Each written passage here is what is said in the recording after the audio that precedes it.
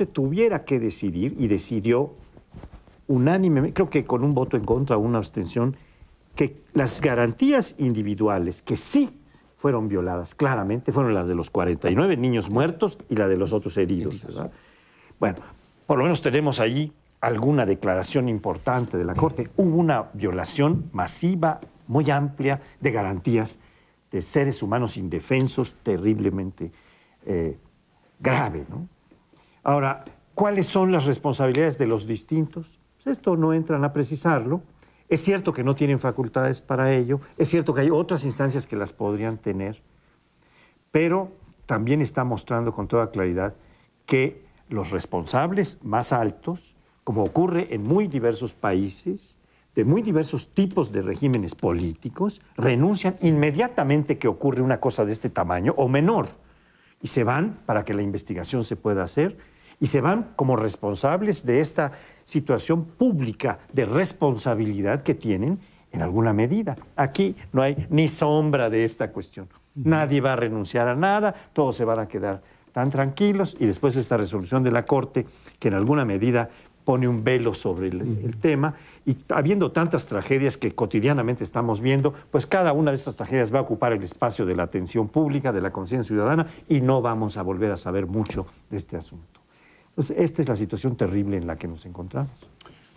Una reflexión en torno al tema de la ética, porque en México los gobernantes y políticos se rigen cada vez más por ese enunciado de que la política es el arte de lo posible. Pero se les olvida que incluso el arte tiene su ética. Y la ética, los referentes éticos es lo que nos está faltando.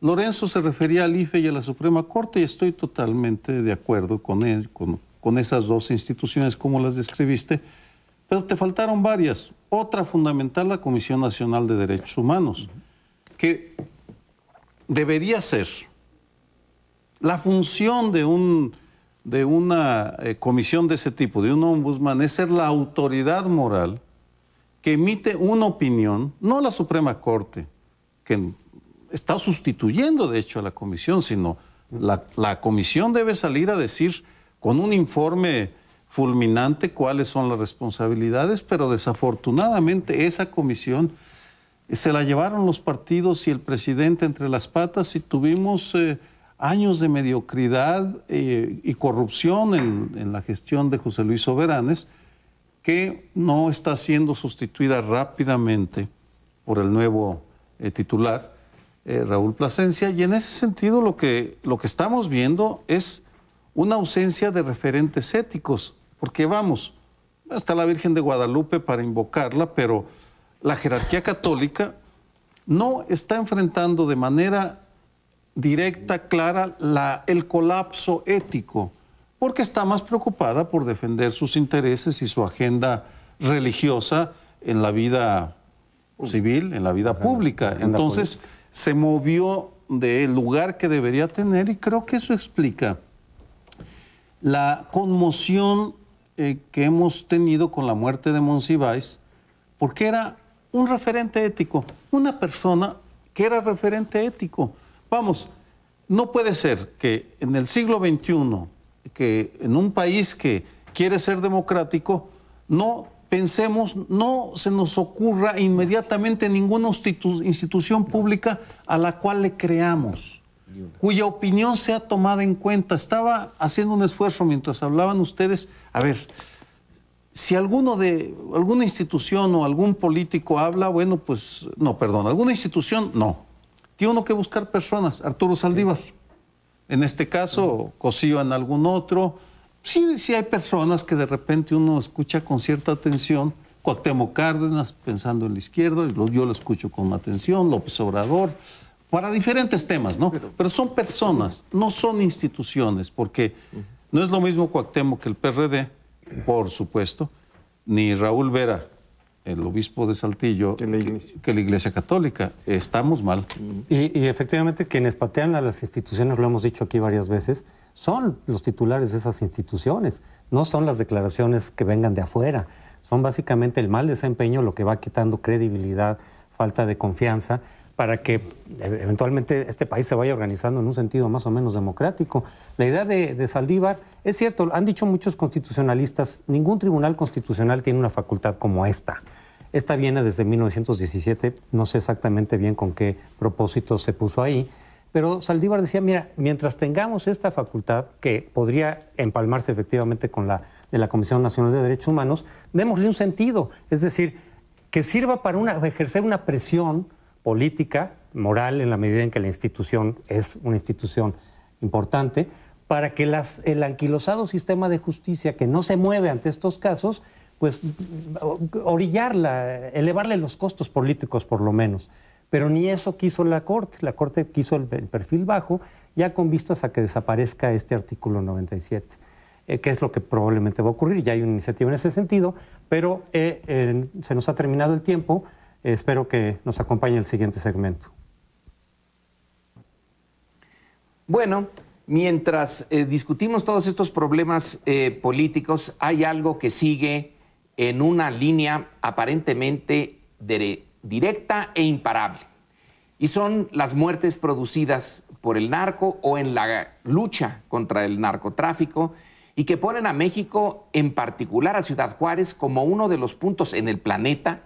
Ahí, aunque se insiste en que México no tiene más muertes violentas per cápita que el resto de países similares, Ciudad Juárez, vaya que si esa nadie le gana, está ya en el Guinness Book of Records, o debería de estar. Entonces aquí el problema es que la promesa inicial, la promesa implícita, cuando Felipe Calderón llegó al poder y decidió buscar en este punto en particular una especie de consenso de la sociedad para lanzarse con toda la energía de la presidencia y tener una victoria, ya que la victoria electoral no había sido clara. Bueno, aquí sí, y se proponía una victoria clara. Está exactamente tan turbia o peor que la otra. Son 3 años donde la nave no va. Y entonces se le está demandando desde diferentes ángulos cambios. Ya dejó de hablar de guerra contra el narcotráfico, ahora es lucha por la seguridad. Pero los involucrados en esto, el narcotráfico, no se da por enterado. Sigue con su actitud original. Y las estadísticas, lo mencionábamos en la semana pasada, las estadísticas que nos vienen de las organizaciones norteamericanas nos dicen que va creciendo la presencia de los productos mexicanos en el mercado de drogas de Estados Unidos. Ahora, el nuevo sesgo que se le quiere dar, se le debió de haber dado hace mucho, es la lucha contra el lavado de dinero. Ahora sí, se van a fiscalizar con mucho cuidado los dólares, los flujos de dólares. Bueno, pareciera que por ahí hay una beta, pero en realidad en la sociedad mexicana hay otras vías que exactamente el andar intercambiando dólares. Tiene que ser esto mucho más a fondo. No tenemos ahorita la respuesta y el narcotráfico va hasta donde podemos saberlo, viento en popa y a toda vela.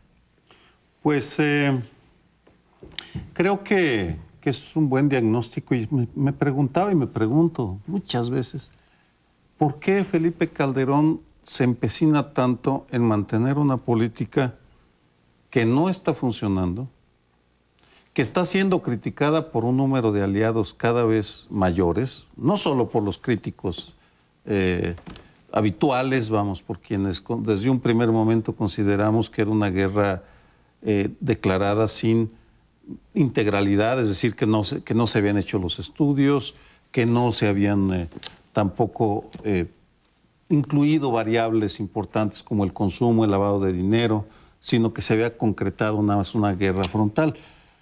Y la respuesta que voy a dar tal vez suene un poco fuerte, es porque se le acabó la imaginación, porque no es un estadista, vamos.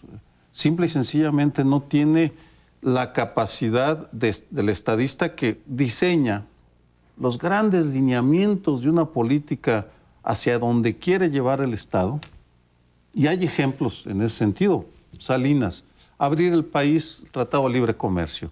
Se concentró en eso y a eso lo llevó y supo cómo ver, de manera autoritaria, por supuesto, pero Felipe Calderón lanza el equivalente al Tratado de Libre Comercio en amplitud, en monumentalidad, y es evidente que no ha tenido la capacidad ni de imaginar una buena estrategia,